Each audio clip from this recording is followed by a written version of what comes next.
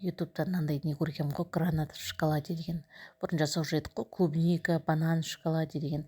Соның осындай не түрі шықты, гранатпен жасайтын түрі шыққан. Содан кейін барып дүкеннен бардым да бір үлкен гранат, одан кейін барып казахстанский шоколад алып, қызым екеуміз осылай бастауға кірістік. Силиконовый осындай кекстің ыдыстары бар.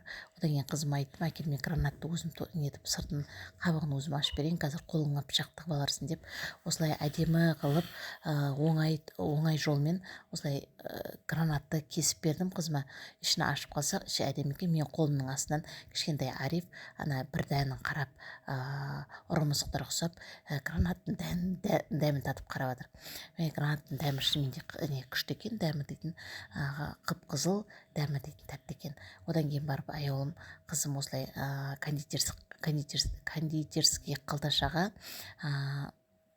Қазақстан шоколадын салды да чайниктен осылай темір бақырашқа ыссыз суды құйып, одан кейін газдың астын баяу отта ашып, содан кейін барып манағы қалташаға салған Қазақстан шоколадын осы бақырашқа салып қойды. Ол өзі әдемі болып, өзі баяу отта еритін болады. Одан кейін гранаттарды осылай тарелкаға бәрін ашып, тазартып, әбден несін қабығынан бәрін сытып, осылай тарелкаға салып алдық. Одан кейін барып, міне бәрі дайын болды. Енді манағы еріген шоколадтарымызды осылай бәрін құйып шықтық.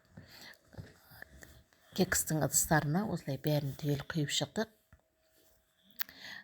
Содан кейін барып манағы дайын тұрған гранатымызды бір қасықтан осылай үстіне түгелдей салып шықтық.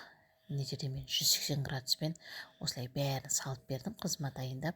Одан кейін жаңағы қалташада қалған шоколадтарды да үстіне құйып қатырып осылай көрдік.